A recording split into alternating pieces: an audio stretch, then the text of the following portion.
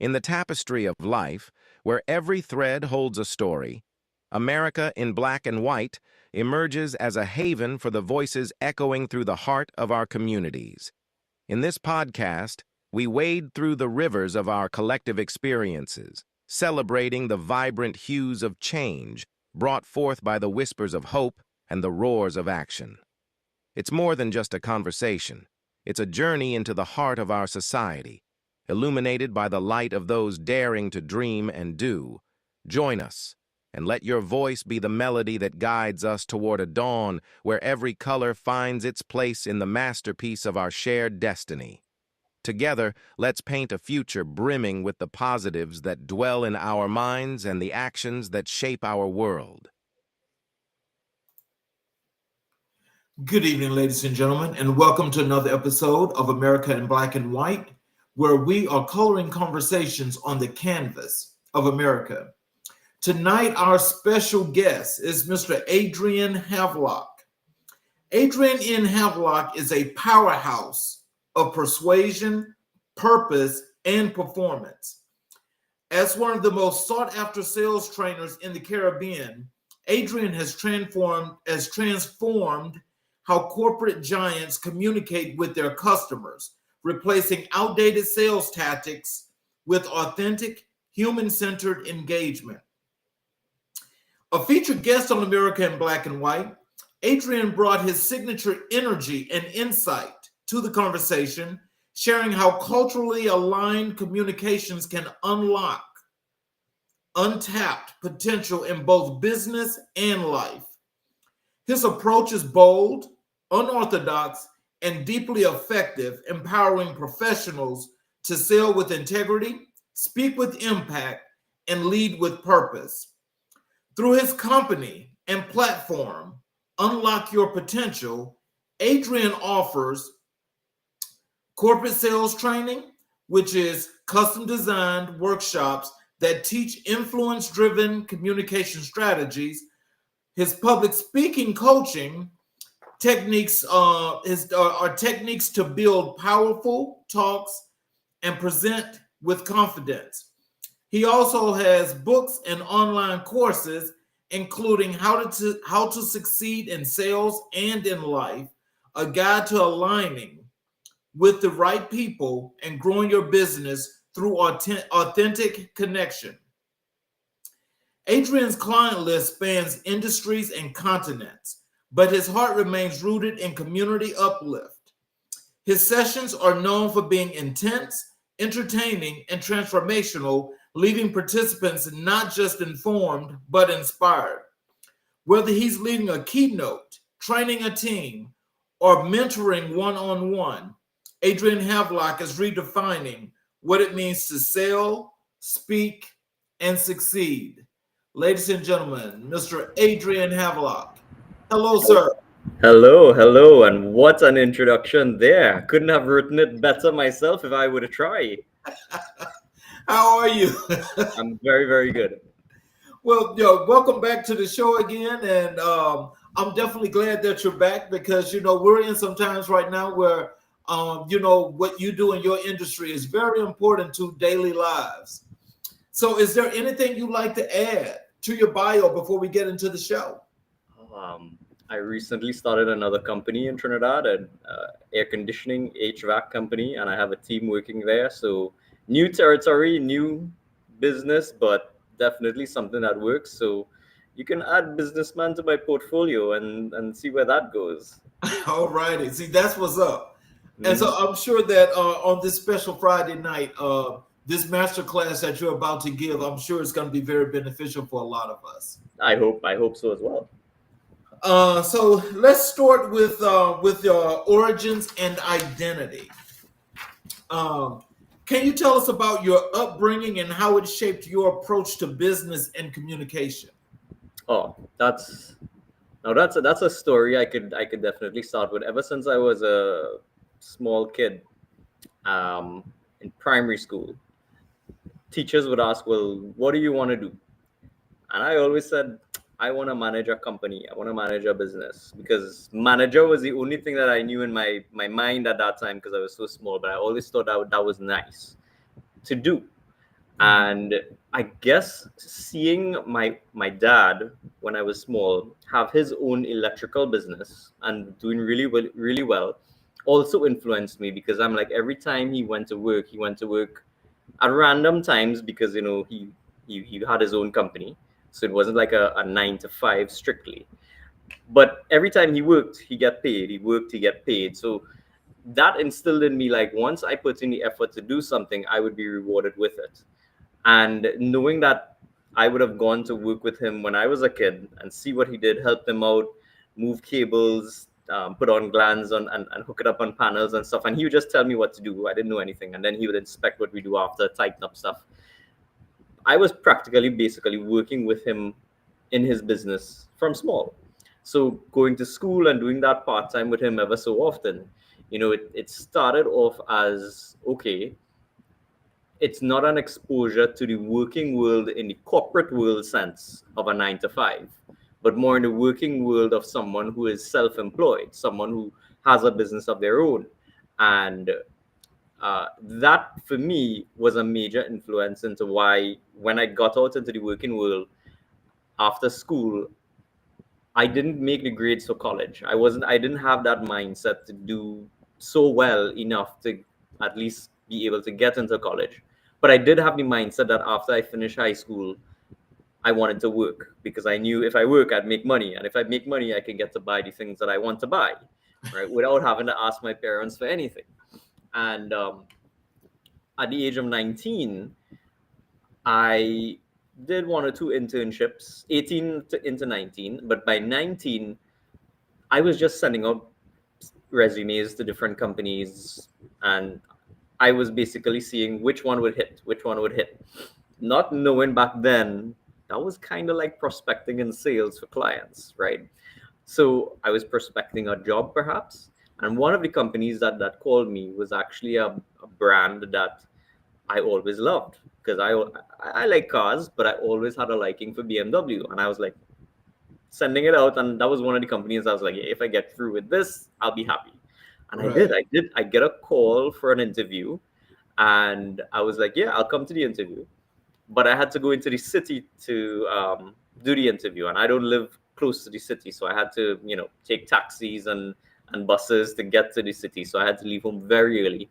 And that first interview that I did with them, 19 years old, fresh out of school, the requirements on the job description, because I even clipped it out of the newspaper and I walked with it to the interview, said that you needed to have a car and be over 25 years to do the job, neither of which I had.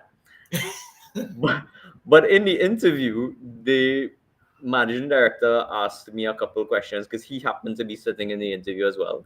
He said, how would you approach this client if you were to go to their office and stuff? And I said, I'll walk in, I'll shake their hand, wait for them to invite me to sit. And after all of that, one of the things I remember doing was pointing out to them, this is the ad that you all had in the papers. And you said training would be provided in your ad. So I pointed out to them to say, the only way I can do good in this job is if you all give me the training that I need to do good in the job. And you all said it in the ad. And they didn't respond to that, but I saw them shake their heads, and I was like, okay, interview is over. And I left and I went home. And the following week, I got a call saying, from the manager who was also in the interview for the South branch.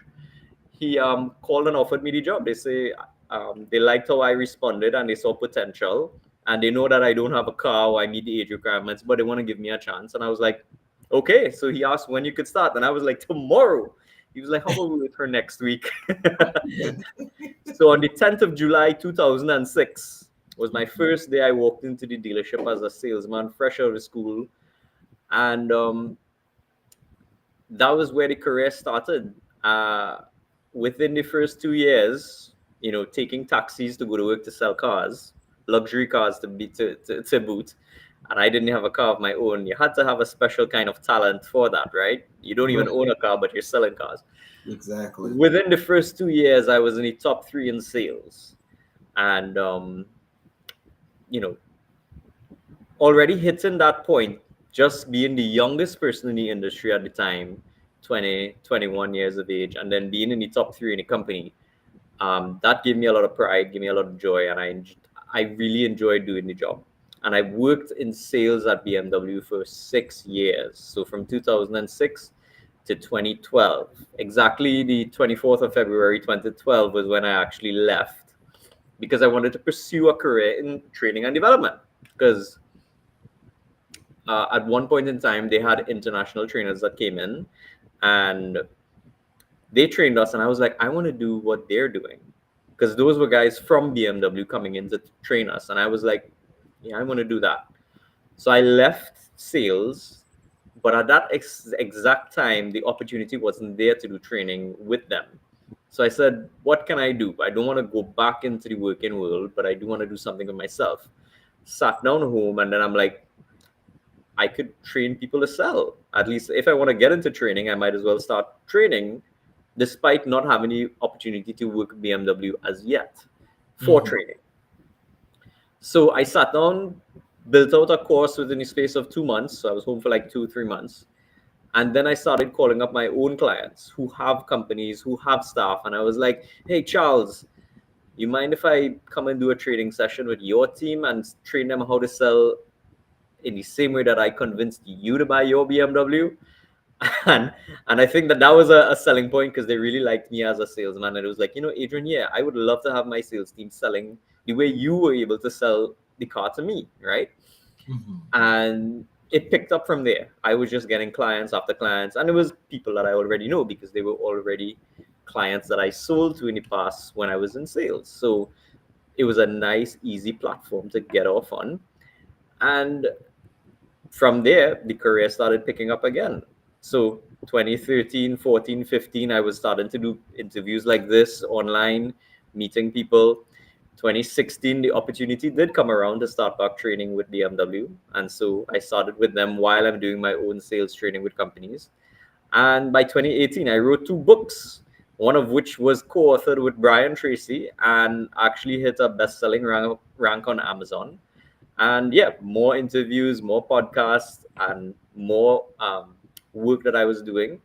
And it's just snowballed from there. Everything just grew, and here we are today. I'm on the Great Charles King America in Black and White podcast. So that's where we are today. We're at the top.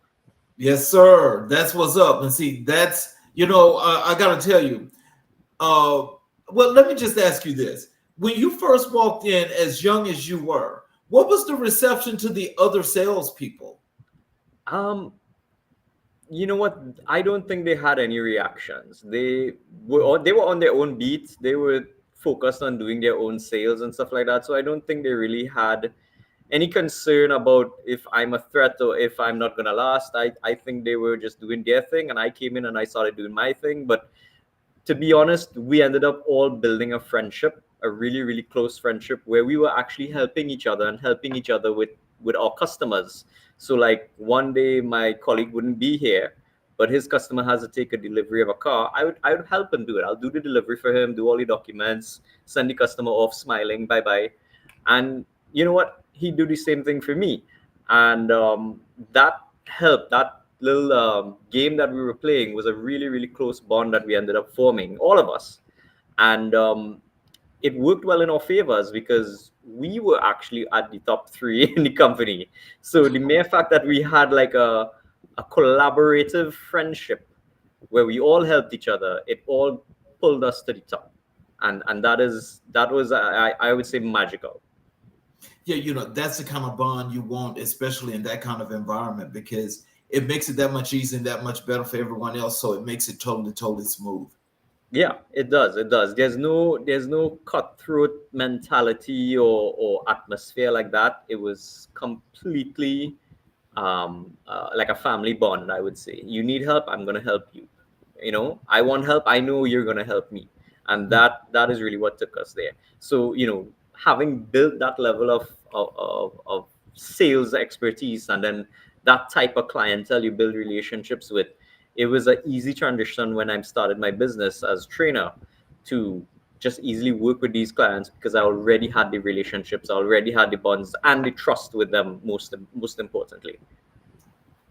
So what was your first experience with sales? And did you know then that it would become your calling?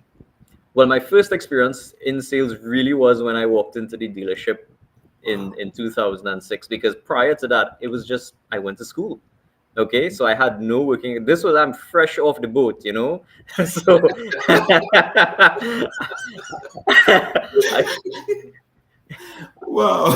no no I walked in there, but I knew it was a brand that I liked. So you know, because I think having the passion for a brand that I liked, but I didn't know too much about it. I just knew that I liked the brand. That really um, set the pace from there. So my first experience was trying to understand how to get clients, how to get people to buy, and trying to figure it out. And then when I sat down and I look at what my colleagues were doing, I tried to copy what they were doing when I saw it work.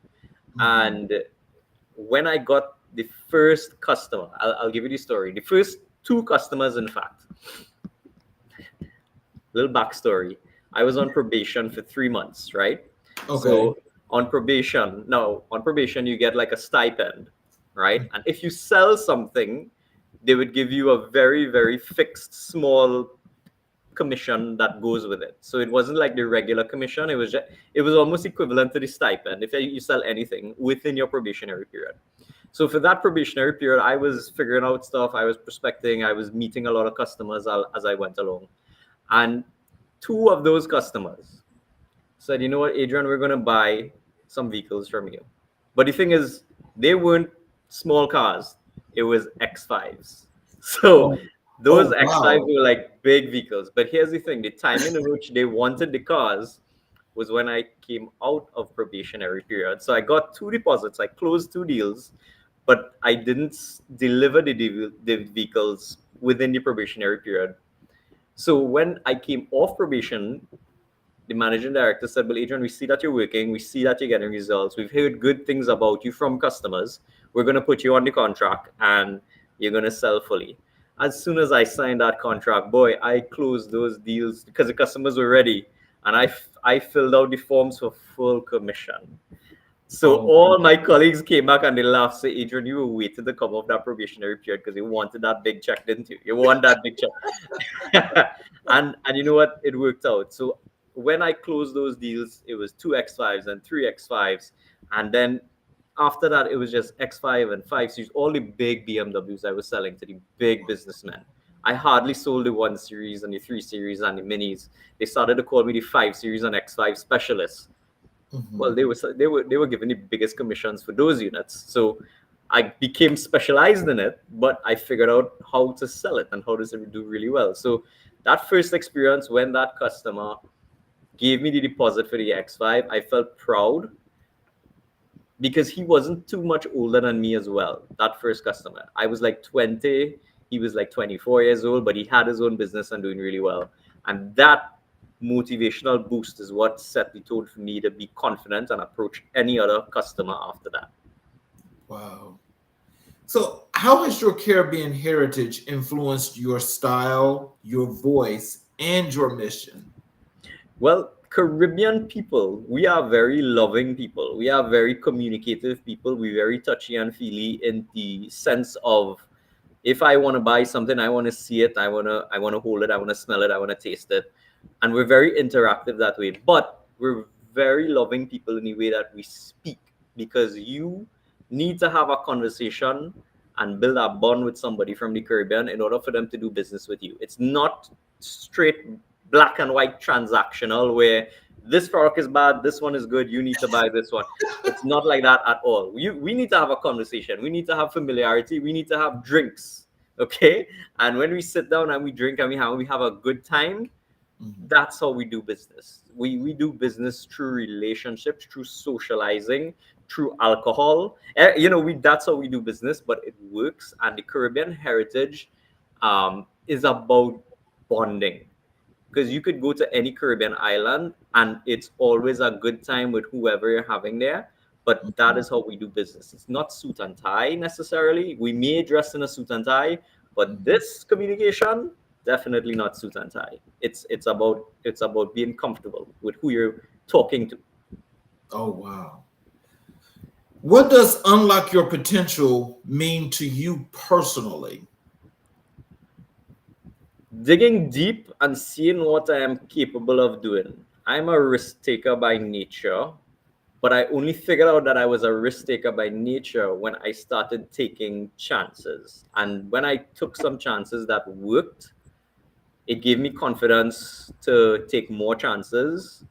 And I'm not going to say everything worked. There were things that didn't work. There were instances I lost money or just I made bad investments and I had no money in the bank. And there are instances where it paid off greatly. But unlocking your potential really stems from tapping into a part of you where you're not sure, but you're going to go for it anyways, because there's a 50% chance, not a 10%, not a 5%. There's a 50% chance you do well.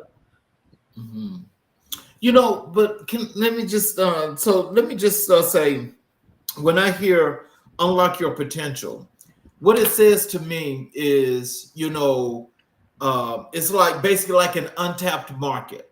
Yeah, So it's like, what's in here, in order to perform out here, we got to do something to jog that a little bit. So once exactly. it's jogged, then it's open. And It, when it's open and you see what that's like, then the world is yours. yeah, you gotta shake up that soda bottle so that when you open the cover, it explodes and everything comes out, but it comes out brilliantly. It's like art, right? Right. And if you Right. don't shake up that soda bottle, everything is gonna stay flat. And if you don't open it for a long time, it's gonna taste flat. It's not gonna have any more fizz in it. So I definitely understand that. yeah, so you don't want it to taste flat. You want to get that fizz. You want to get that explosion of joy, that euphoric feeling of knowing I tried something and it worked. So, who were your early mentors or role models in business or life? Hmm. May I ask, would you want me to answer that in a local context or in an international context? However, that's up to you. That's a good question. Okay. Um, I would say when I started doing sales, that motivation to work with the brand came from the brand itself with BMW at that time. But what I started doing in the early days of now working with the companies, that I started reading books. Mhm. And I always remember I want to have a business. That was always the mindset at the back of my mind. I want to have a business. Working in sales and getting commission only was still thinking like a business, because if the business don't make money, I don't make money. So early on in the days of selling, I thought, what if I buy a book and just read it and see where that goes? And I bought a whole host of books one by one, because what I would do is that if a book recommended another book, that's when I'd go get the other book based on the recommendation from within the book. So the first book that I picked up was The Power of Positive The Power of Positive Thinking by Norman Vincent Peale. Oh, Yeah. And that book, in some form or fashion, when I read it, teach me a little bit about, I would say, how to manifest and how to pray. And I don't know what inclined or pushed me to choose that book, but maybe the line positive thinking was something that jumped out at me. And I read that book and I got hooked on it. So I took my time and I read. Now I don't read a book in one weekend. I'm one of those guys. I'll read one chapter a day or one section of a chapter a day and then continue the following day, because I want to absorb and understand what I'm reading before I move forward. And I took like a month to read the book entirely because I was soaking it all in. And I said, let me try the principles. And the principles in the book was something like, the movie The Secret. yes. Yeah, it was something it was teaching me something like how to do that, because I started to like try and experiment with certain things that were manifesting in a way, and I was seeing results. Like I was like, "This is working." So like, I will try again. Let me see. I want to see if I can get another sale with something here. Let me see if I could get it. And I put a timestamp to it, and I manifest, and it worked. It happened again. So on repeat, I was like, okay, I need to buy another book. And that trend just went on and on and on. So Norman Vincent Peale was one of the first mentors, I would say, through his book that started me on that role. And I started to look things up online. So then I started to listen to people like Tony Robbins. So Tony Robbins, now his videos jumped out at me because it was animated, the way he spoke and stuff like that. And I started to follow these guys. Um, Another book that jumped out that I got, you can see the trend here, right? The mentors came from books. In most Yes. instances, it came from books. Now, I was never a big reader, but reading something that caught my attention made me want to read more. And another book that I use is The Greatest Salesman in the World by Og Mandino. And that's one book that I read every year, once a year. I recommend it to any and everybody. If you could get your hands on The Greatest Salesman in the World by Og Mandino, read it. It's an easy book, very short chapters, and it's a lovely story. That book helped me get even better at sales because it taught me how to be resilient and how to push forward and how to be persistent in whatever it is I want to pursue. And it kept snowballing from there. And then one day I came across this guy on YouTube, Andy Harrington. Andy Harrington is one of the greatest, I would say, speakers out there, speaking trainers out there, public speaking experts in the UK. And I started looking at his courses and stuff, and I signed up for his online thing. And you're paying a monthly subscription. And I was getting like, hey, this is good public speaking tips. This is good sales tips. This would help me with my business. And I ended up going to England, meeting with him in person. And I told him, hey, I signed up for your course, but I really came here. I wanted to meet you and just say hi. Thank you for the techniques that you're giving me. And he said, Adrian, when are you leaving to go back to Trinidad? I was like, I got to leave on Wednesday. He was like, change your ticket. This weekend I'm having a boot camp. You're going to come to it for free. Just change your ticket.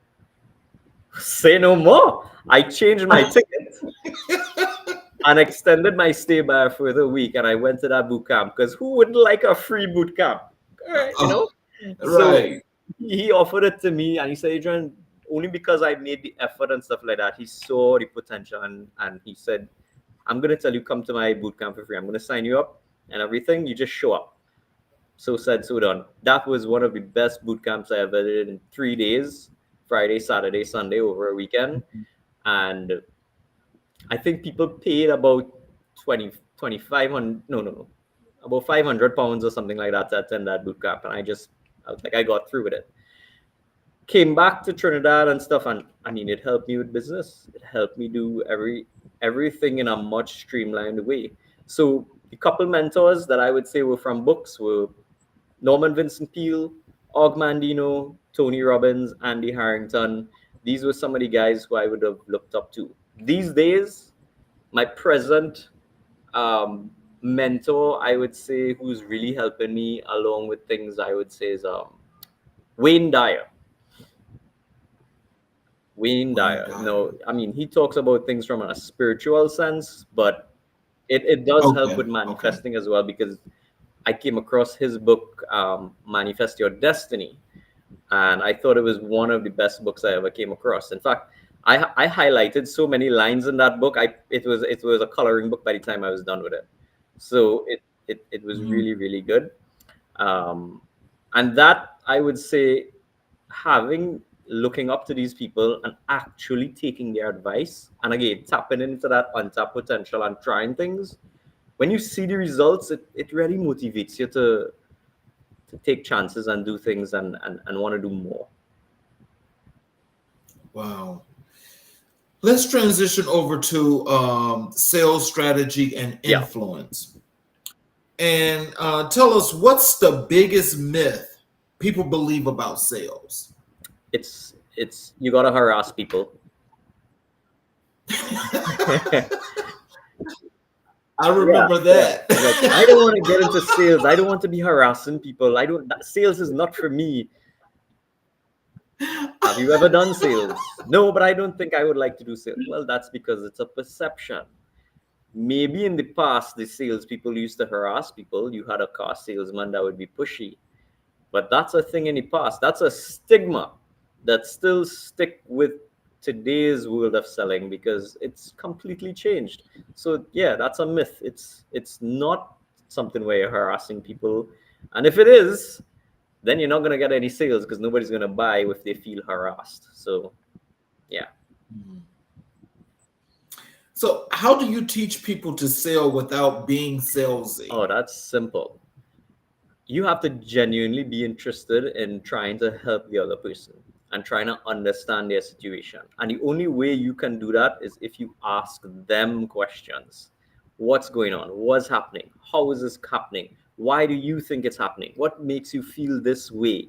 Make it about them. So always fill your sentences and questions with you, your, right? And try to understand their situations. And the thing is, just by them explaining themselves and expressing themselves and venting in some cases to you, they build a trust and a bond with you that you can't even describe. And when you do that, you genuinely seek their interests, you could sell them anything without having to sound salesy. You know, I think that salesy thing, I'm sorry, but I keep laughing about that, is because, I mean, when you just think about sales, I mean, that is the only thing I can remember. I know I'm older than you, but let me tell you, that is one thing I take that just gets in my craw. And I remember now every time I go to a car dealership, if I'm going to get a new car, I go and just have them just write it up for me because I've already got a check that's going to come and pay for Exactly. it, right? And so even in that whole process, are you sure we can't beat that price? No, you can't beat 1%. Unless you're giving it to me for free. Yeah. But and then it's like, well, we can just try this and maybe we can run this. No, please don't do that. But they just, I mean, it's like it's one of those things with some places that this is what they do, and this is like at some luxury dealerships. But see, it's too bad that I didn't have the opportunity to actually purchase a car from you because the way you make sales sounds, I mean, sales is just lovely. So here's how I used to do it. I could remember almost every single customer that I sold to, the interaction I had with them the first time. And when I did the delivery, I remember each one of them number plate to this day. I know it by heart. Right? So I know their number plates by heart. That's how involved I was in the sales process.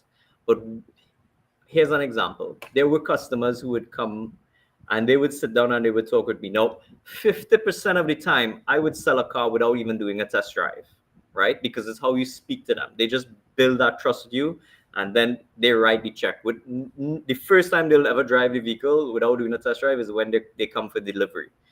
But I remember there was an interaction. Well, quite a few. I'll just give you one of them. The customer was looking at the X5, Toyota Prado, Audi Q7, Volkswagen Touareg, and not the Range Rover. I don't think he was looking at the Range Rovers back then, but the Mercedes-Benz M-Class vehicles. And he checked quite a few of them before he came to me, and I spoke with him and everything, and I took him through the vehicle and stuff like that. And then he said, Adrian, I'm looking at these other things. And I'm like, I'm glad that you're looking at those other vehicles. And if you could, see if you can drive those other vehicles. Go and drive the Mercedes, go and drive the Audi, go and drive all of them, and choose the one that suits you. That the one that you feel most comfortable with, you choose that one because that's the one that's going to make you happy. And I just left the meeting at that, right? I told him, I didn't try to sell him the X5. I just said, go and drive, and whichever one you like, you choose it. He came back and he bought the BMW X5 for me. Why? Because I was the only salesman that did not try to sell it to him. I was honest, I was real, and I said, you choose something that made you happy. And as a result, it was actually me that made him happy because he didn't feel like I was pressuring him to buy anything from me. Wow. So what's your signature technique for building trust with your clients? My signature technique, I think it's putting your heart into it. Because if you're going to have a meeting with somebody, don't focus on what you have to sell. Don't focus, okay, I'm selling this cell phone or I'm selling this laptop, and this is the best one, this one has the fastest processor, this one has the cleanest camera, or whatever it may be. Don't focus on your product or service at all. Remove that completely from your mind. Put your heart into the customer and genuinely feel for that customer and understand that customer's situation. And based on what they tell you and how you understand what they're going through, you would be able to give them a solution that would help them, and not necessarily sell them something because you have to sell them something. So that is what I think is the key thing there. How do you help people overcome fear or rejection in sales? Process of elimination. Think of it as a blessing in disguise. If you were to worry about everybody that tells you no, it's going to break your confidence.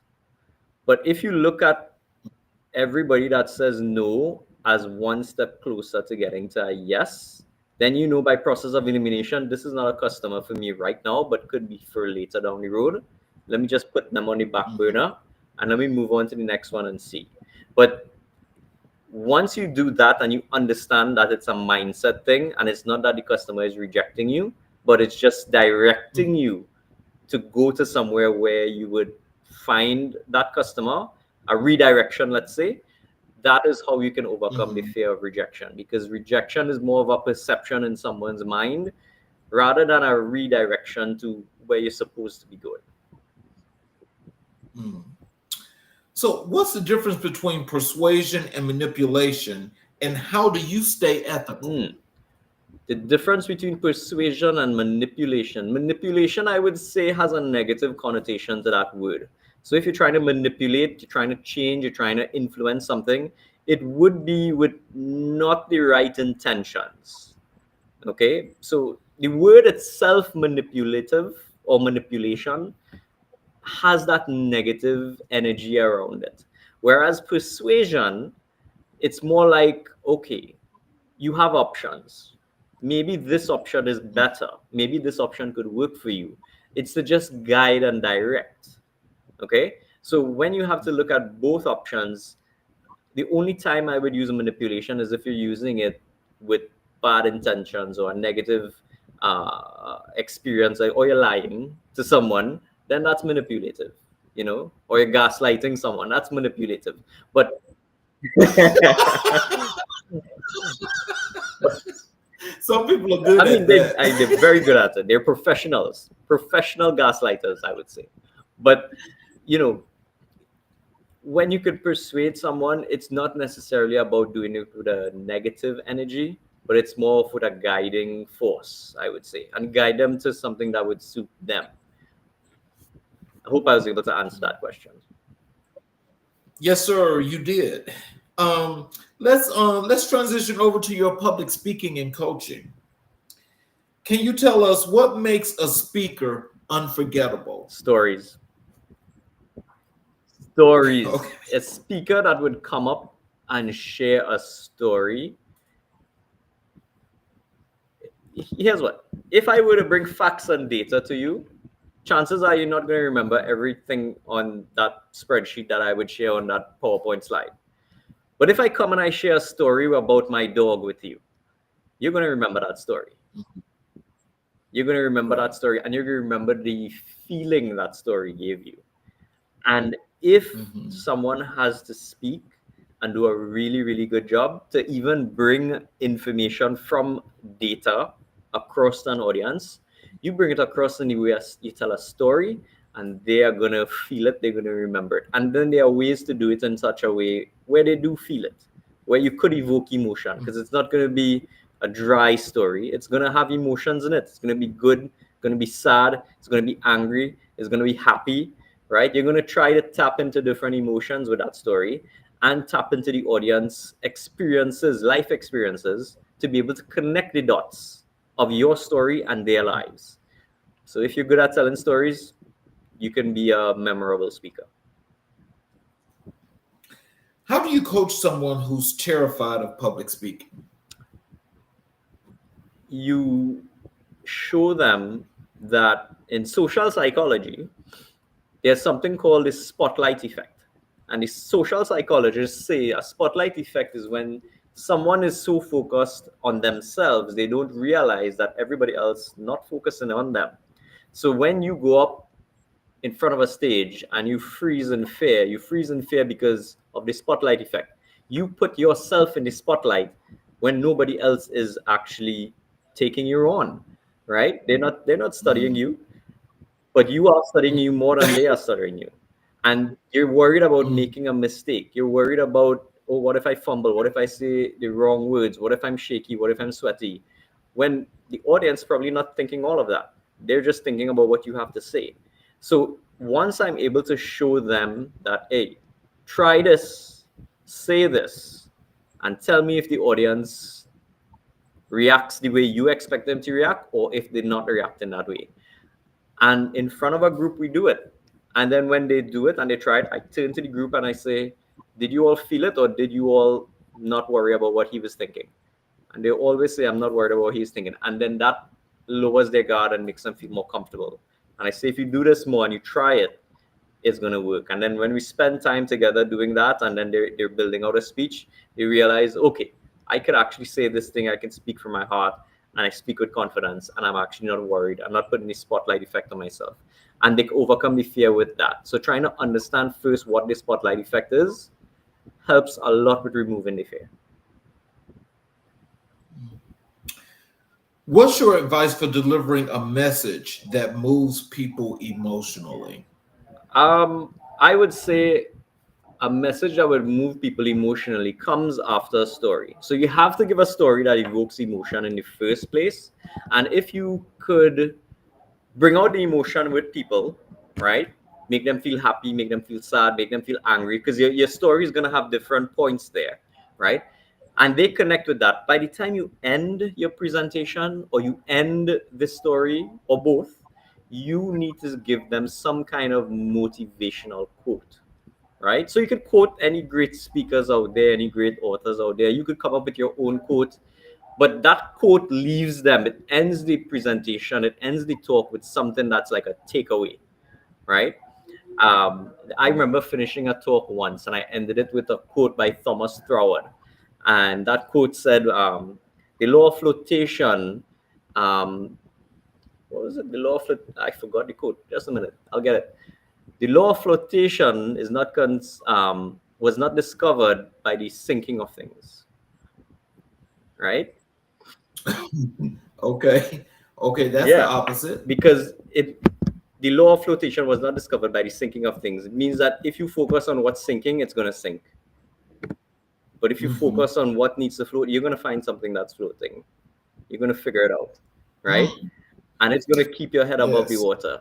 So, in other words, don't be thinking down about anything. Don't be thinking in negative. Don't be thinking about the worst case that could possibly happen. Because then, if you always think about what could go wrong, you'll never think about what could go right.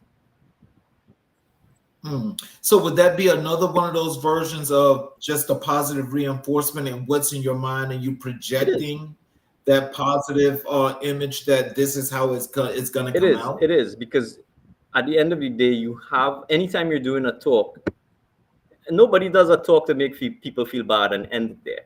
You always do a talk to uplift someone. Once you're in front of the stage, it's some form of upliftment. So at the end of the day, even if Mhm. you tell a sad story, you tell a story that's going to get people angry, you want to end that on a high because you want to give people the confidence and the belief in knowing that it was worth their time to listen to you. Mhm. How do you prepare for a keynote or major presentation? Well, first of all, you need to know what you're going to talk about and who your audience is. Because if I'm going to talk to kids between the age of 5 years old and 10 years old, it's not going to be the same talk I'm going to give to adults 21 to 45 years old. It's not going to hit Mhm. them the same way. I need to know who the audience is to be able to know how to make this subject relative to what they can understand. I could explain this point in a way in which they can understand. Because if I were to be talking about sciences and the audience is 21 to 45 years old, I could use a couple technical jargons. They would get it. They would have learned it in school. But if I'm doing it, same thing with a 5-year-old to 10-year-old, I'll need to break that language down into basic language, not any technical term. I need to remove it completely. So you have to always dumb it down to a way in which people would understand, but you need to know who your audience is. So preparing your talk involves with knowing your audience, knowing what your subject is, and then understanding how you can flow and practice your talk. Do you always rehearse before your speech or your presentation before you do them? Sometimes. I'm not gonna lie to you, sometimes, because I've been doing it for so long now. Sometimes when you just know what you're talking about, you end up just presenting naturally, but that only comes after you've been doing it for a while, because you've done it with multiple different audiences. So in your head, you already have a framework of how to execute the talk in your head. So when you've done it so many times, so repeatedly, you could execute it with any audience. And you need to practice, yes, but once you've practiced it enough, you could just adapt to that audience. Because there were instances where unexpectedly you get called upon to speak, and when you have to find the words in that moment, instead of freezing up and letting the spotlight effect hit you, you need to be ready. And I would say most times experience helps the words to flow once you have a structure to work with. That only happens over time. What's the most powerful speech you've ever given and why? I did a graduation talk for my alma mater. And Oh wow, I'm sure that so was so I interesting. was a past student of the high school, and teachers who were there when I was a student called me to say, Adrian, we want you to talk for the school graduation, and we're gonna have it in this big auditorium that we have in Trinidad here. And of course, it would probably be at least 200 to 300 students.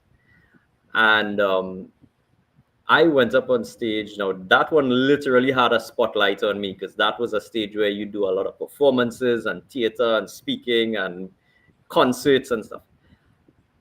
I did that talk and I had them shouting on command when I did the talk, raising their hands on command when I did the talk. And at the end of the talk, I had everybody up on stage to do like an applaud, to applaud themselves. And I think that was one of the most impactful ones that I've done. But understanding how to control an audience and getting them to respond and react in the way in which I do it on command requires certain techniques that you could only have to learn. You can't really do that off the fly. It's knowing the timing, knowing how to get them to shout all at once in harmony, that kind of thing. Yeah. But it was impactful. Let's transition over to your books, courses, and content. Tell us about your book, How to Succeed in Sales and in Life. What inspired it? Well, from all the books that I was reading and all the unofficial mentorship I was getting through those books and videos and stuff, I realized, hey, what, I'm kind of in the same industry as these guys. They're speaking, they're training, they're coaching. I'm practically doing the same thing. And they all have a book. So I was like, if they all have a book and they're speaking and coaching and doing well, then I need to have a book too. So, if you're going to copy somebody, copy the greatest people out there, because if you copy them, you're going to get the same results as they do. And in 2016, I started laying out the foundations for the book, because I thought, okay, I'm training people on sales, but I'm always training them in groups. What if I could reach more people without having to be there? The book would be the best approach. So I basically took my sales training and started putting it in a book format. And I had no idea how to start writing it, but I said, you know what, I'll start. And I realized that when you start something, everything that you need starts to come to you. You start to attract it. You start to manifest it. So I started writing the book, and a little post on Facebook here or there saying, hey, I'm writing this book. I'll start this chapter 1. And I post a picture about it and stuff. And eventually, somebody who's an editor reached out to me and she said, "Well, I could edit books if you want somebody to edit it." Woo, that was easy. I didn't even have to ask. I found an editor. And then another colleague of mine, he had a publishing company in the UK and he published his own book. He said, "Adrian, I could publish the book for you, but I'll recommend doing it as a self-published book.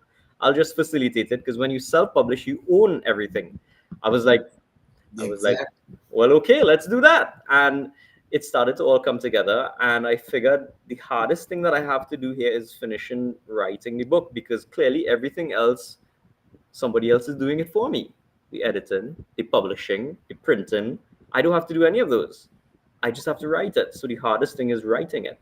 And I said, I'm going to finish this when I finish it, because I'm not going to put a timestamp to it because not every day you're going to feel motivated to sit down and focus. So whenever I catch the feeling, I would sit and write and then I'd stop. 2 days may pass and then I'd catch the feeling again. I was like, okay, I'll sit and write. And after a year and 2 months, I did the last full stop. After a year and 2 months. And then it took some months again to get the editing corrected, fix this, fix that, the design covers, send it to my guy, let him do a print run, send a sample to me, what it would look like and stuff. So about 2 years, so by 2018, I launched that book. Wow. Wait, so did you have a book launch? Was it in person or was it online? Or did you even do I that didn't at do all? that at all. I everybody that I knew who were following the process were basically following me as I went along, posting, "Hey, look, this book, it's almost done," flipping pages, that kind of thing. So when I did release the book, I just started sharing the link for Amazon. I started sharing the link for my website and stuff, and I just it took off from there because everybody I knew and everybody who knew me from training, from growing up, from kids, from family, whoever, everybody just started buying the book. And I think on its own, organically, it did really well, right? From a local perspective. But I also didn't push the sales because in the back of my mind, I always said, I'm not writing this book to sell 1 million copies. I'm writing this book to get my foot in the doors of the corporate world that I want to get my feet into without having to prove myself. So the book itself brought credibility, and that credibility opened more doors for me in the way that I wanted, working with the corporate world, and it paid off. Oh wow. See, look at you. There is a lot of folk, I guess, especially from that organic perspective. Let me just tell you, there's a lot that goes into that work, and I'm sure you know that. But when you don't actually put in that work, then you don't get the results. But if you've got a great following and people understand you and know you, then they're going to be sharing that information. So it's going to grow regardless of the case. It is. It's going to grow. And the thing is, you have to do the groundwork. Writing the book itself was the hardest part of the whole thing. Getting it published, getting it edited, all of that. Somebody else did it for me. I didn't have to do all of that myself. I just had to pay them to do it, yes, but I didn't have to do that heavy lifting. The heaviest one was really just writing the book. And I write how I speak, which means it's not proper English. So I got a lot of cuss from the editor. She was like, "What is this? What are you supposed to?" And I'm like, "Okay, I mean this." She said, "Well, fix it." And that's how I got it better. But can I ask you this? Because when I published my first book, I mean, it's not that I write like that, but this is what I find so interesting is that when a lot of people that actually write the way they talk, when it's in that voice, and if you know that person, like let's just say if I had read that and I knew you, then it's like, okay, this is a good read. Okay. But I know for outside that, then it's a little bit different. How did that change, or did that change your writing style after that book? Well, it didn't. It didn't. Okay. Like I would write sorry, I would speak, but in the Caribbean here, we have a mixture of the English language from US English to British English and stuff like that. And when you're using that mix, the spelling is off because there's a British way to spell a word, there's a US way to spell a word, like organization. In some cases, it has a Z. In some cases, it has a S. Which is which, right? So if I'm writing, I need to choose one and stick with one, right? But I Right. wouldn't know that. The editor would know that. She would know how to fix those things. And that's, I think that's where that individual would be very important if you're writing a book. Know what is the style of writing without losing your voice. Because I still want people to hear my voice in their head when they're reading it, and not some Yep. British William, whoever. You want to hear my voice, right? And just getting the flow correct, I think that is just key. What's one lesson from the book that people often overlook? From my book? Yes. That is a good question, because the book itself is the training, and I think one thing that people overlook is the power of narrowing down how you prospect. Now, here's what I mean, right? You're gonna sell something, and you're gonna make 100 phone calls, but out of the 100 phone calls, you may sell 10. Wouldn't it been have more ideal that you did like some research, and from that research you realize, okay, 50 of these people here definitely not going to buy, put them on a list for later, and now I have 50 people I can call, so I cut my calls by half, but these are more quality leads because I did my research. And from that research I started to dig deeper, and I realized, okay, there's 20 people here that I don't need to call right away, so let me leave it here at 30. So now I cut my 100 calls down to 30 calls, which could even be cut down even further. But you're narrowing it down to who your ideal client profile is. And if you have that ideal client profile and you know you're going to follow it, there's a higher chance that you're going to sell. So imagine now you still sell the 10, but you only had to make 30 calls or 20 calls. Then your conversion rate is either 33% or 50% rather than 10%. So people overlook the power of being able to research and prospect effectively, and they still try to put a blanket over everything and make a ton of calls and reach out to everybody and email blasts, when more than half of that is just going into somebody's spam, or somebody's just not going to buy from you. Narrow it down, and you'll get much better results with less effort. How do your online courses differ from traditional sales training? Well, presently I have my online course removed from my website because I need to update it. So that's where it differs, because your online course, whereas I could update my content real time, I could be in the middle of a session, somebody ask a question, and then I could pivot the activity to something else. You can't do that in the online course, because the online course was pre-recorded and automated, and somebody is using something that might be outdated. So that's the reason why I pulled my training, my online course down, and I'm actually revamping the whole process. Yes, some of the principles will remain the same, but there's a lot of things that changed in the last 5 years. So now to redo it and put it back up there, it's about being able to keep up with the time. So with any training that you're doing online, check and see how long ago that training was recorded and up for before you decide to go forward with it. That's why I want to keep my online one updated as just as effectively as my in-person sessions. What's next in pipeline? Any new books or programs coming soon?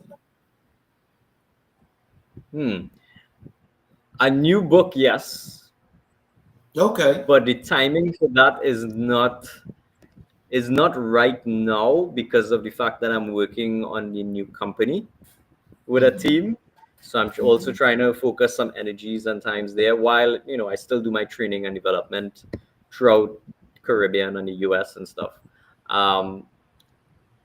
But a final book, I think, for me is in the thought process right now. I have an idea of what I'm gonna write, but I don't have all the dots yet in knowing exactly what I'm gonna put into it. Okay. Right? Okay. But it's gonna be motivational for sure. It's not just gonna it's not gonna be sales. It will be motivational. So Okay. we'll see how that one goes. Well, I'm looking forward to that now because well, we'll be in touch, but I definitely have to make sure that when that comes out, that I definitely get a copy of that because For sure. I'm sure that that's going to be a great read. I hope so. But I'll send it to you for sure. How do you balance being a creator, coach, and entrepreneur? Well, here's a great thing. With technology, you can create content and schedule out that content. So when you schedule out a content, like I can do a post right now and schedule it to go out next week Friday without Mhm. having to create that during the week next week. So when I schedule out that content, it buys me time to do other things. Go to do the training sessions that I have booked, go to the speaking events that I have to talk at, and also being able to take calls from the team when we're doing business, do my online banking and stuff like that. It allows me to focus on other things. So you need to be able to know how to separate your time to focus on things, because I'm one of those persons, I can't multitask for the life of me. You tell me cook two pots of food at the same time, one of them is not going to have something that's it's going to have something that's missing, like salt or something, because I'm going to forget. But I'll do it one at a time and you'll get the best dishes. So when I time box my task and I said, okay, today I'm going to create content between 9 a.m. and 12 a.m. and I'm going to schedule that out for the next week, that's done. I don't have to think about that for a following week. And then I get to focus on other things. I know Monday I'm going to go to the bank, do all my banking stuff. Right. Set it, just time box everything. And Oh, okay. that's how you could create it. So how well, now that's interesting because I mean, like I know the last time we talked about your CRM system, but I mean, like, how are you doing your scheduling? Are you doing it via that system, or are you doing it with something else that like pops up on the phone, the email? How do you do that? Well, here's what. I don't do much email blasts at all. If I do Okay. something, it's once in 2 months, once a month, or something like that. Because I don't want to be filling up these people inboxes with all kind of spam. I don't want them to think of me as spam. If I send something, I'm going to send you a tip. Hey, here's a tip. Share this with your sales team. And of Okay. course, they're going to share it with their sales team because it's a sales tip, right? Right. So I do that. But when it comes to a platform, my main platform is the platform you even found me on. It was on LinkedIn, right? Mhm. And LinkedIn, you can schedule your post. You can Yes. create your post and schedule it to go out. In fact, all the posts I did for this event tonight here, this call, I scheduled that out the week before. Okay. Mhm. So I didn't have to come back and focus, oh, I forgot to do this post at this time and so on. So utilizing the platforms to the best of the ability is the Mhm. best way to do it. Unless if you need to use other platforms like Instagram and Facebook and these things like that, there are tools, online tools that you could use where you could link your socials to it, like Hootsuite, and you schedule the post from there, and it automatically shoots it out at whatever date and time on the other platforms, on Facebook, Instagram, wherever. You can do that as well. I used to use it, but now I really only focus all my attention on LinkedIn, because that is the platform to be in for business, for recruiting, for jobs, for learning things. Yeah, You're absolutely right. That's the network to have. it is. It is. Let's move over to cultural community and legacy. What does legacy mean to you as a Black Caribbean entrepreneur? Hmm. I think it's about, well, for me, as you asked, it's about my name. It's not a popular name, but I think there's something that is instilled in me, I would say, from my dad, that I'd want to leave a mark that is memorable, that people would say that I did something for them, that they appreciate me.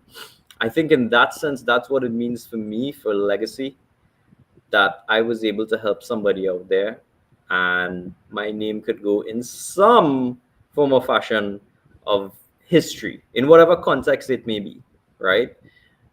But it would be marked, and 50, 100 years from now, you can still Google and find me. Mhm. Even if Well, Google is available, then who knows?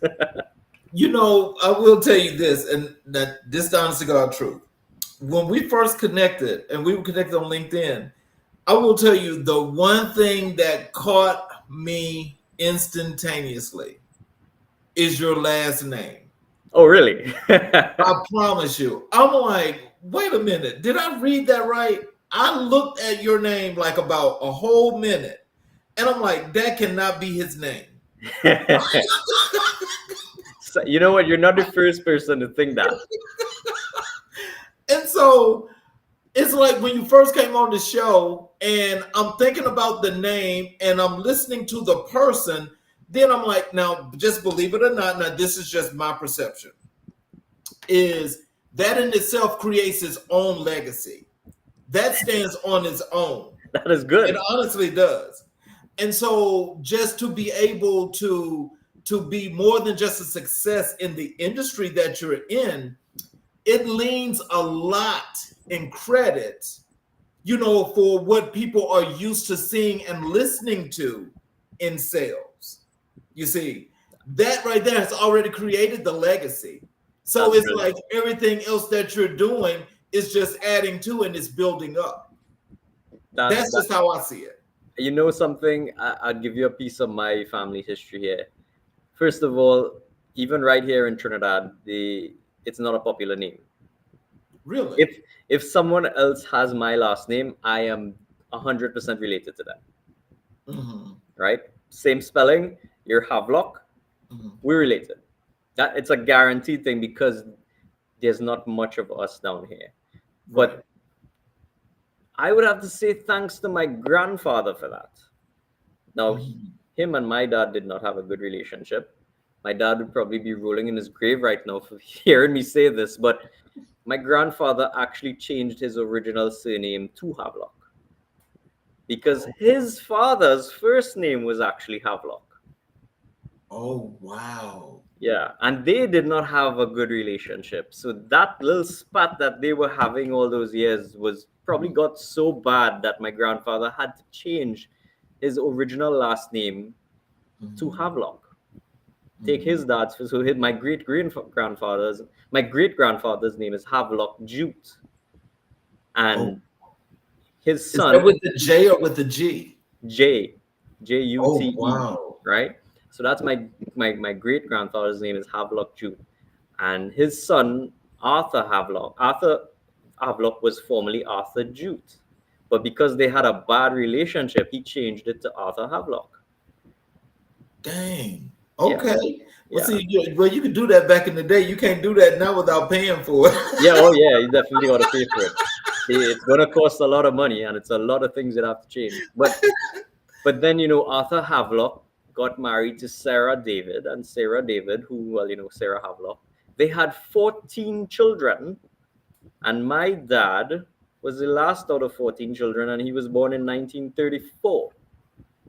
Oh, So wow. my grandmother, I still have her ID card with me. Her birth date is January 1st, 1888. Oh, man. So imagine that my grandmother was born in 1888. My father was born in 1934. I was born in 86. There's a lot of space in between those generations there. So if it's anything I know for sure, is that my blood is healthy. Yes, sir. Yeah, Yes, sir. But yeah, your name is, I mean, what you're doing is already a legacy. So the only thing you're doing is just adding to it and just building it. maybe. But you know what? I'm not done. I don't have any plans to ever retire. I think retirement sounds boring, and I think I want to work until I can't work no more. I hear you. Well, welcome aboard.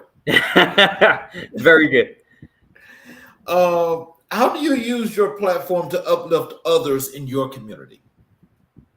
Oh man, just create content that helps people, that makes them want to say, okay, I want to do that. I want to learn from this. I want to be inspired by it. That's how I use my platforms to give out good content, right? I'm human, you know. I am human. I like to do all kind of crazy things. And my close friends, they know me. They know I like to do crazy things and stuff. But when it comes to sharing a message out there, I'm gonna give you a sales tip. I'm gonna give you a tip that could probably help you in your business or help you when you're speaking to others. I'm gonna give you that over anything else. So using the platform to effect positivity and some kind of positive change in people is the whole reason I'm doing this. Because at the end of the day, you help others, but also you help your brand. You build your brand, you build a legacy, in fact. And that legacy is the reason why I have these clients coming to me and say, Adrian, we need you to do some training for us. We need you to help the team. We need you to help the company. So it pays off in that regard for me. But it's about what I'm putting out there. And for anybody who's getting into sales or business, you put content out there that is positive to your brand. Positive could mean anything. It could be funny. It could be relatable. But it's positive to your brand. You're going to build a brand out there that people will want to work with. And what's your take on culturally aligned business models and why do they matter? Culturally aligned business models is succession planning for where you're going to have that business. So for example, I will use this. Think of any McDonald's or any KFC or any of those international food franchises, and you walk into any of those franchises in various different countries across the world, there are always going to be different menu, a Yep. different menu, a different main item. Why? Because what would work in one culture, one country, one island is not going to sell in a next island, a next country, a next continent. You have to adapt to the people the way those companies adapted to their palates, and they create menus that you would only get that you'd go Korea and you'd get something that you won't get in the Caribbean. Why? Because it's made for their palate. So it's very important for companies to be culturally aligned. How do you stay grounded while building global influence? For me, it's about understanding where I started and remembering that that's where I started, because I could relate to those people at that level because I was there. I went through everything you went through. And because I could relate to that, relate to them, it helps me transform the way they think and the way they do things, because then they start to relate to me and they could see, okay, if Adrian can get to this point without even getting a degree, then maybe I could do it too. It's just a matter of perspective on how you see things and how you approach things and how you try things. And all I'm doing is just showing you how I did it. What are you going to do? You're going to follow fashion or you're going to stick in your own ways? But I stay grounded because I remember that's where I started. So, what's one thing you wish more people understood about Caribbean excellence? By more people, you mean the international world? Yeah. Yes. Could you repeat the question? Let me make sure I explain it right. What's one thing you wish more people understood about Caribbean excellence? Is that a lot of things in the world were created by Caribbean people or people with Caribbean heritages. A lot of the greatest inventions, a lot of the greatest monuments and movies all have some kind of individual with Caribbean heritage. Throughout the Caribbean, you have highly talented, highly educated, highly motivated people that have a big impact on the world from past times to today. And what the rest of the world needs to understand is that some of the greatest people in the world, if you look at their heritage, it's a Caribbean background, because the Caribbean is a melting pot of ideas, of, of, of heritages from Europe, from India, from South America, from Asia, all coming to create together to create people who have an understanding and appreciation for everything that it have out there. So if more people could understand that great things come from Caribbean people, yeah, I think Caribbean people will make even more. In Carnival we have mass. We'll make a lot of mass. So let's go to challenges and resilience. What's the toughest moment you faced in your career, and how did you bounce back? Hmm. The toughest moment I faced in my career was, I would say, when I now started off, and there was a time or period in which I wasn't getting any sales. In fact, because I wasn't getting any sales, it started to affect me mentally and emotionally, because I'm thinking I'm doing something wrong, or I'm not doing enough, or I'm not cut out to do this. I started questioning what I was doing. And anybody in sales could relate to that. They could relate to that because there are periods where you'd experience slow months. You'd not hit your quota. You not even make any money. So you're basically living off of fumes, right? Without fuel, but you're trying to survive. And the only thing that I could have focused on, because as I said, I could only focus on one thing at a time, was the finish line. So I kept looking at the finish line, and I don't know how I'm gonna get there, but I kept my eyes on it, just watching, just keeping my eyes on it, and I didn't take my eyes off of it. And somehow I discovered I was getting closer to it, and I didn't know how. So building resilience and making it through those times is trying to understand that you can't take your eyes off the prize. You have to keep it focused on that goal, on that end goal, on that finish line. And some form of fashion, the universe works in its mysterious ways.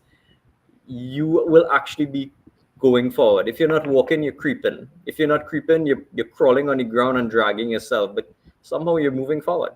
And I stuck with it. I stuck with what I was doing, and I kept pushing, kept trying to get new clients. And then eventually somebody bit.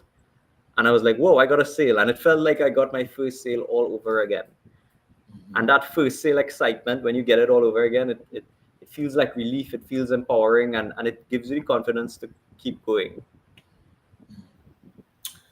How do you handle criticism or doubt from others? Well,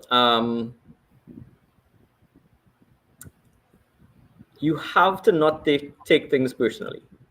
If you were to take things personally, you would never reach the end line. You'd never reach the finish line. If you're walking on the street and you're passing by people's houses and you're gonna stop and bark at every dog that barks at you, you're gonna take much longer to get to where you're going than if you just let them bark by their gates and you continue walking and going forward. So criticism is only good if it's constructive. And that is where you take it as feedback to learn how to do better. But if you're going to look at every piece of criticism and you're going to take it personally and you're going to get sad and upset and depressed and distressed by it, you're not going to get anywhere. You're not going to get ahead in life, because you're more concerned about what other people have to say rather than what you have to say. What role has faith or spirituality played in your journey? I mean, it has played a big role, because that book, The Power of Positive Thinking, taught me. I grew up all my life as a Christian, right? Going to the Presbyterian church and stuff like that. I mean, these days, my perspective on faith has evolved a bit more into spirituality and understanding, like, what is God and these things. But I could definitely say, when I read that first book, The Power of Positive Thinking, it was the first time it taught me how to pray, and it's like I didn't know that that's how you do a prayer. I always thought that you bow your head, close your eyes, and you just ask for something. And all my life as a kid growing up, and you're going to Sunday school and you're going to church, it was always that kind of action that wasn't really meaningful. It didn't mean something. It didn't feel like something. And reading the book taught me techniques that were like, okay, let me try this. Really and truly, it was just teaching me how to manifest, but seeing the results of the manifestations was like the miracles happening.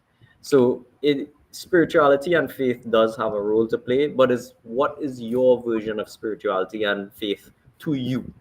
Because my version may not be what would work for you, and your version may not be what will work for me, right? But we all have a version of it, no matter what we follow, what we're Christian, you're Hindu, you're Muslim, you're atheist. You don't have to believe in a God. It doesn't matter. You believe in universe, you believe in science. What is it for you that makes you push for more?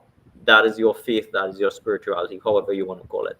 Just find something that works for you, and it will get you through it. So, how do you stay motivated when things get hard? I double down on my activities. I double down on my actions. I think action spurs results.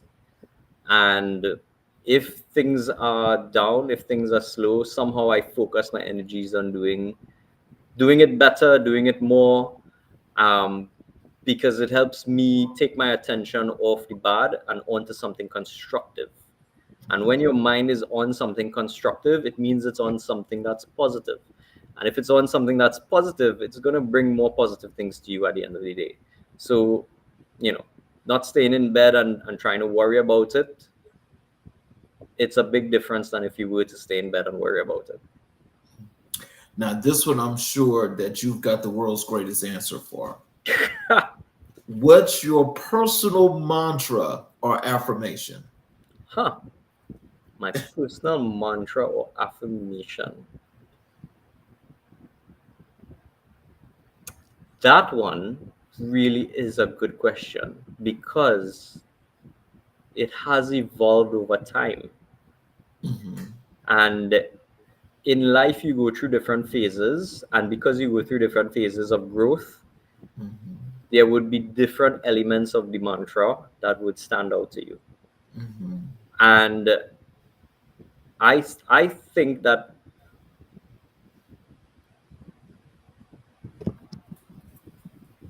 failure will never overtake me if my determination to succeed is strong enough. Wow, that's a well-constructed tat. How long did that take? About an hour. Wow. That's well-constructed, though. Thank you. But that's the mantra right there. Okay. Failure will never overtake me if my determination to succeed is strong enough. Let's go to vision and future. Where do you see your brand in 5 years? It would have definitely evolved. In 5 years from now, I will be 44 years of age, and I'm already international. I'm already working with corporates. I don't see myself stopping soon, but I do see myself working outside of the Caribbean a bit more. And in 5 years' time, I would definitely want to hit a couple goals. One of them is speaking on a very large stage with a very large audience outside of the Caribbean. Was one dream collaboration you'd love to pursue? One dream collaboration I would love to pursue is speaking on stage alongside my very own mentor. I went to the UK and met Andy Harrington. I think that would be a dream collaboration. And if he sees this video, he's definitely going to challenge me to get to that point. Why Andy Harrington? Because what I learned from him really impacted the results that I saw when I put it into play. And he has spoken on stages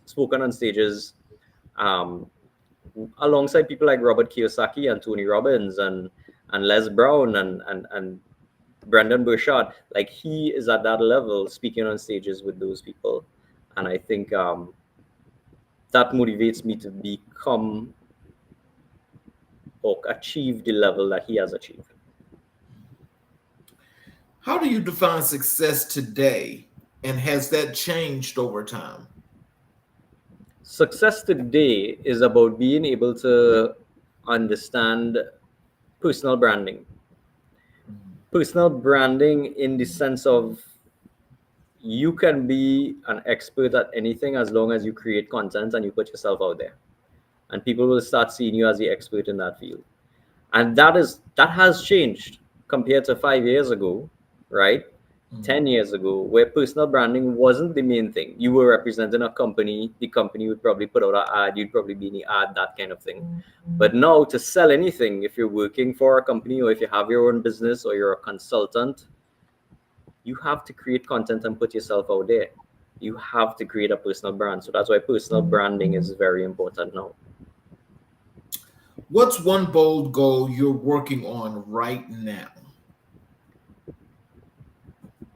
One bold goal that I'm working on right now is actually that air conditioning company that I heavily invested in and started off with my colleagues. That bold vision is about being able to take that company to a level where we could be recognized as one of the more recognized companies in the island. But as we only now started and it's just a small team, we have a long way to go. So it's bold, competition is high, but it's what are we going to do to cut through the weeds and try to stand out from the rest? I think that is something I'm still figuring out. But I'm gonna work at it. So yeah. If you could give your younger self one piece of advice, what would it be? Don't spend money on women. Stop it. Stop the madness. My 20s, I could, you know how much money I could have had in the bank right now? Oh boy. That would be hard. It would be.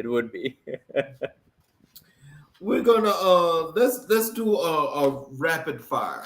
Sure. And we're gonna we're gonna go into closing. Sure.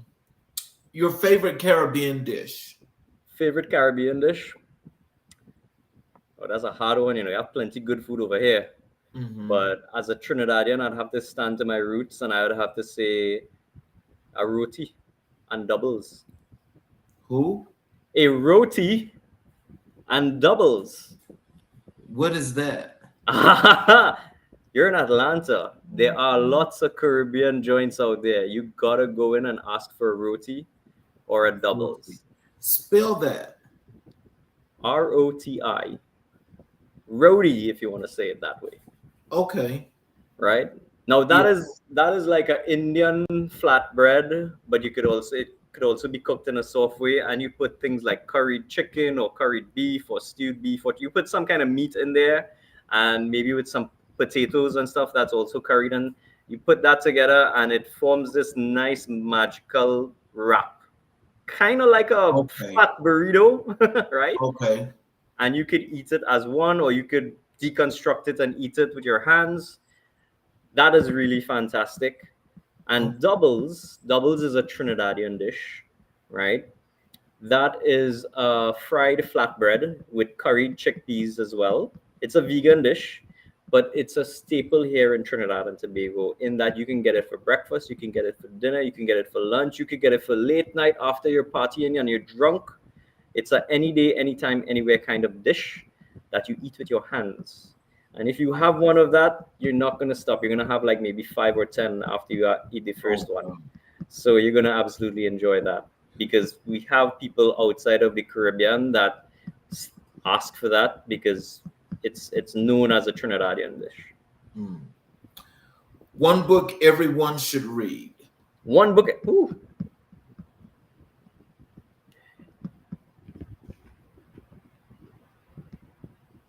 Influence: The Psychology of Persuasion by Robert Cialdini. That teaches you how to have conversations. Most underrated skill in business.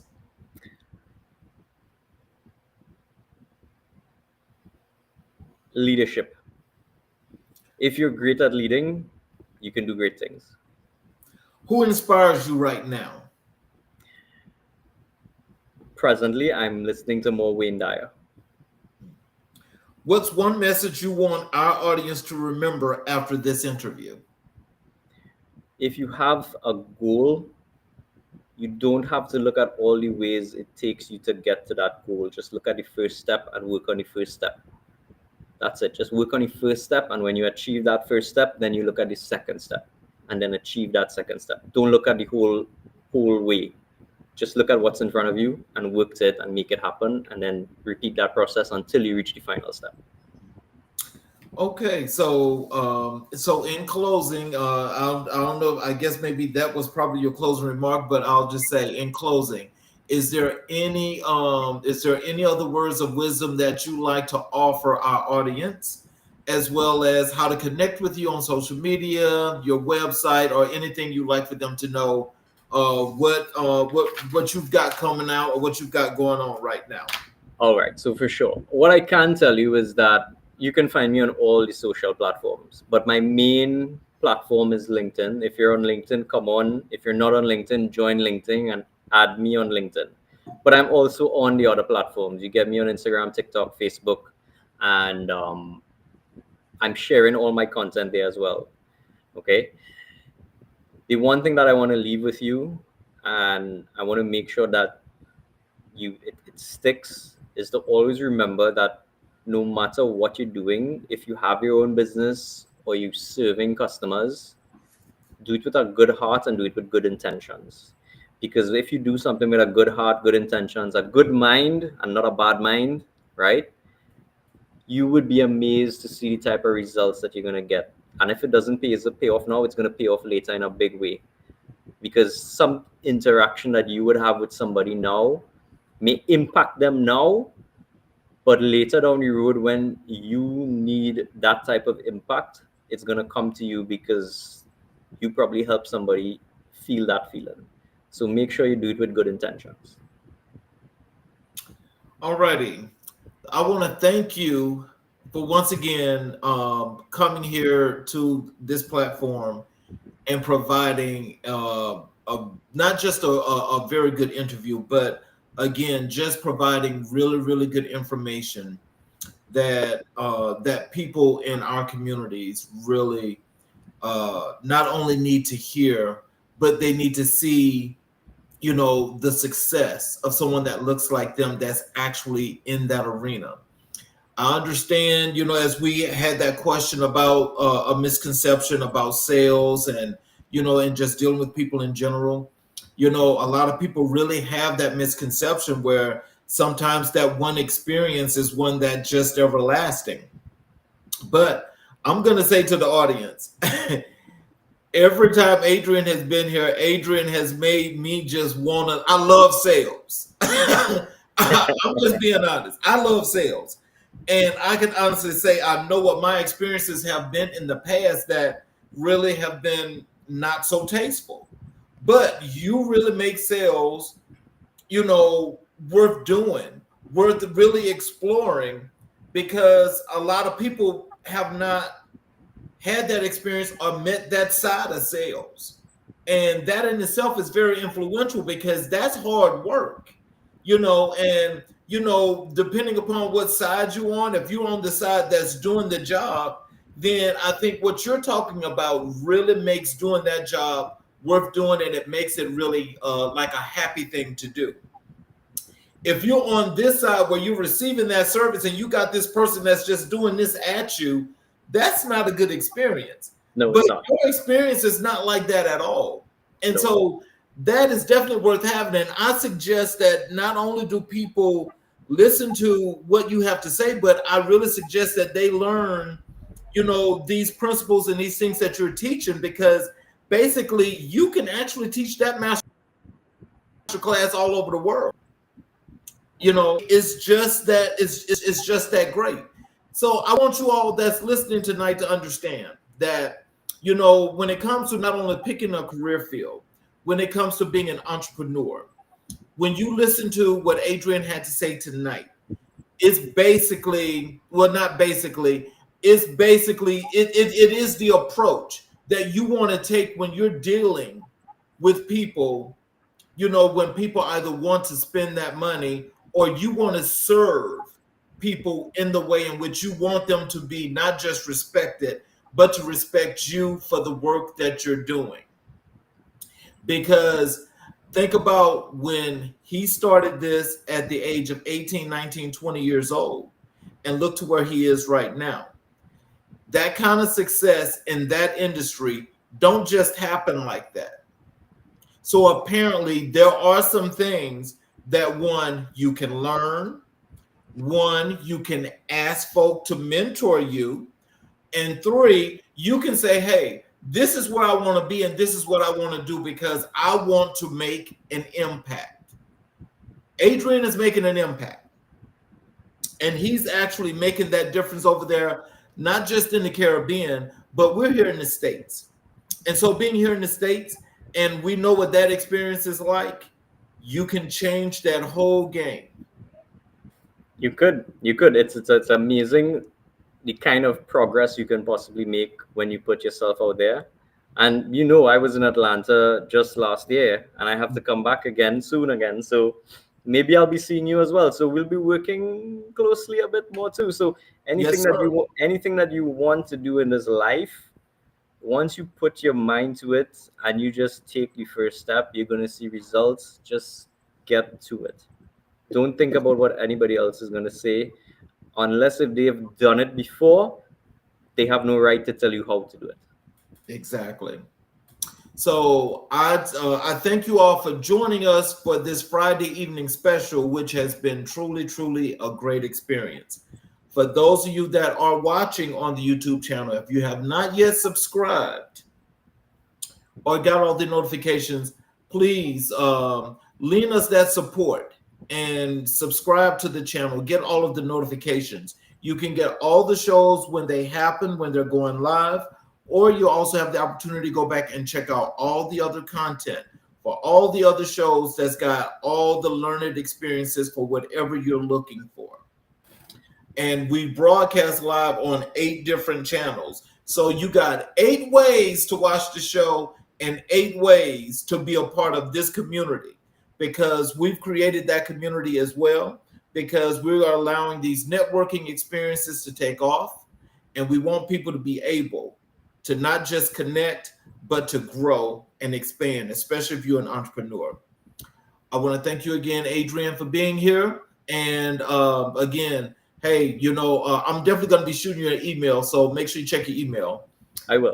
And you all have a great Friday evening. And by the way, we are going to do another special this Sunday at 3 p.m. Eastern Standard Time. You all enjoy your weekend, and please come back and see us on American Black and White, where we will continue to color conversations on the canvas